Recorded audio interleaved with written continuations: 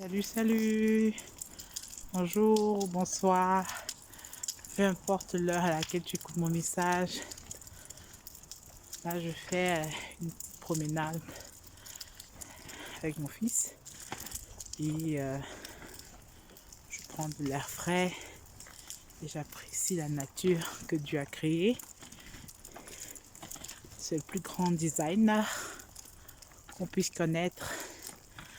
Donc, je profite parfois de ces moments pour me rapprocher de lui, pour parler avec lui. Et ça me permet d'être loin de tout ce qu'on a à la maison. Avec le portable, le téléphone portable, l'ordinateur, la télévision, radio et ainsi de suite. Et d'être en mouvement, voilà.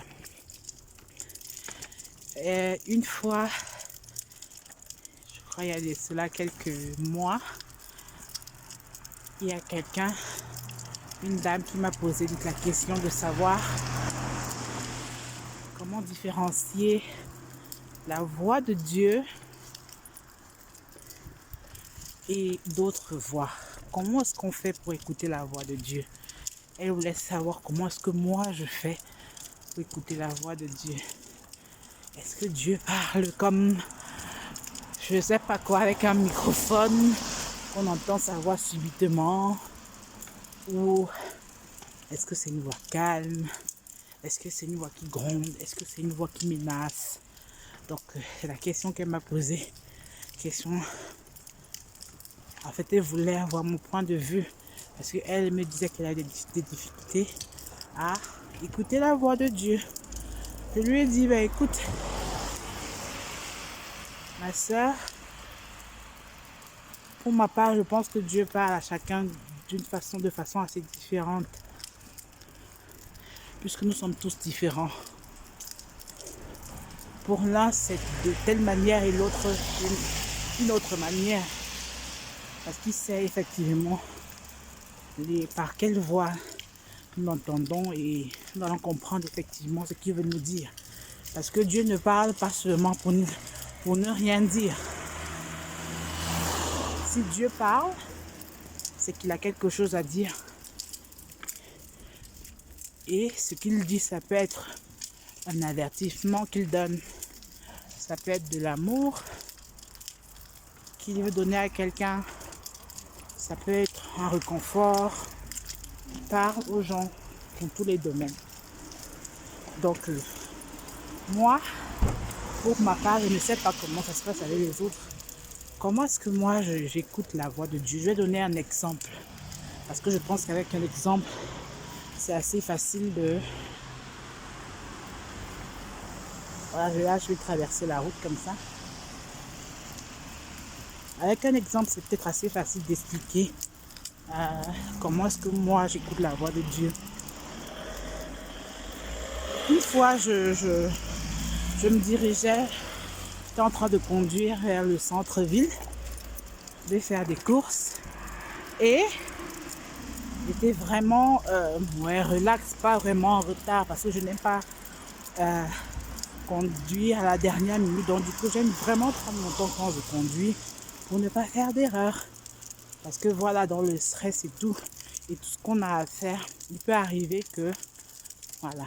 Et une fois, je me rappelle, c'est il y a plusieurs mois, j'étais en train de conduire et pendant que je conduisais, il y a une voiture derrière moi un monsieur, si je me rappelle bien, qui était dans la voiture et qui a essayé de me dépasser. Mais de la façon la plus brutale, au point où, je vous l'assure, déjà, normalement pour dépasser, pour ceux qui conduisent et qui connaissent, il faut avoir une certaine distance. Il faut, sur l'autoroute naturellement, une certaine distance. Il faut voir, faut pas effrayer l'un ou l'autre conducteur de façon à ce qu'il ne fasse pas d'erreur et tout et tout. Et il m'a dépassé d'une façon assez bizarre, au point où il a failli faire un accident devant parce qu'il n'a pas vraiment calculer la distance entre ma voiture et la voiture qui est devant parce qu'il faut se réaligner. Et moi, qui naturellement, parce que j'étais en train aussi d'accélérer, au même moment, du moins avec la vitesse, j'ai dû ralentir un peu plus. Et donc ça a failli vraiment faire un si grand accident. Et Dieu merci, rien ne s'est passé. Mais le plus étonnant là, c'était moi ma réaction. Le monsieur, lui, il est parti. Je vous assure, au moment, j'étais vraiment en colère. Et au moment, j'étais vraiment en colère au point où je me suis dit, mais c'est pas possible. C'est quel idiot ça. C'est ce que j'ai pensé. Et puis je me suis dit, j'ai vraiment entendu cette voix qui me disait dans le cœur, allez, klaxonne et insulte-le, je vous assure. Et combien de fois ça se passe dans la journée parce que quelqu'un nous a énervés, on insulte ou... Mais j'ai vraiment écouté en moi cette voix qui me disait, allez, klaxonne et insulte ou je sais pas moi quoi. Et c'était une voix assez pressante, une voix vraiment qui était vraiment assez pressante. Normalement, j'aurais dû le faire. Mais je vous assure, au même moment, il y a une petite voix en moi.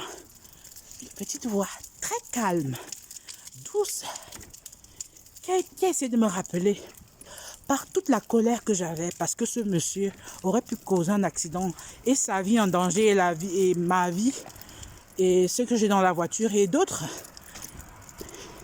Et avec toute la colère que j'avais, la petite voix a pu percer en moi.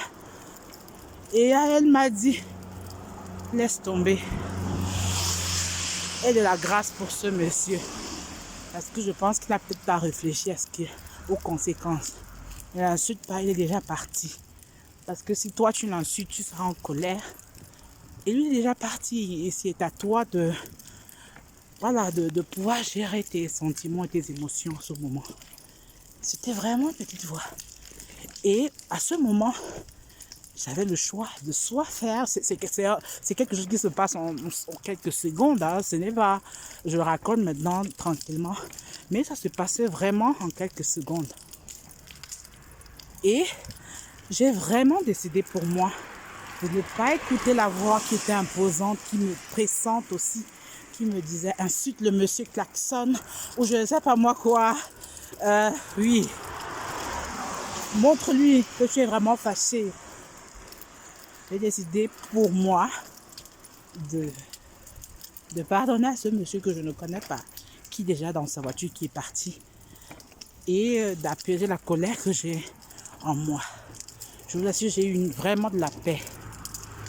Et j'ai raconté cet exemple à la dame quand elle m'a posé la question. Comment est-ce que moi je fais pour écouter la voix de Dieu?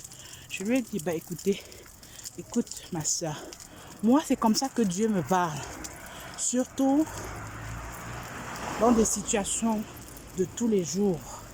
Quand on n'est pas vraiment dans le mode prière, c'est là où on a besoin d'écouter aussi parfois la voix de Dieu. Parce que si je me recueille, si je vais dans un endroit tranquille pour écouter sa voix, je l'écoute, c'est clair. Mais j'ai besoin d'écouter la voix de Dieu. C'est un peu noir là parce que voilà, il fait déjà un peu nuit, c'est l'hiver. J'ai vraiment besoin d'écouter la voix de Dieu. Dans les moments troubles, dans les moments de stress, dans les moments de colère, je veux écouter sa voix. Je veux m'exercer à écouter sa voix pour pardonner, pour être gracieuse avec des gens. Voilà. Et c'est comme ça que je lui dis, c'est l'exemple que moi j'ai pris pour expliquer à la dame. Allez, je voulais partager ça avec vous. La vidéo est déjà assez noire. Mais voilà, je suis déjà rentrée de ma promenade et je ne sais pas si quelqu'un qui écoute cette vidéo pouvait la partager, hein, qui a peut-être des difficultés à écouter la voix de Dieu et qui se pose la question, mais comment est-ce que moi je vais écouter la voix de Dieu? Qu'est-ce qu'il faut faire? Est-ce qu'il faut faire des rituels spéciaux pour écouter sa voix? Est-ce qu'il faut je sais pas moi quoi?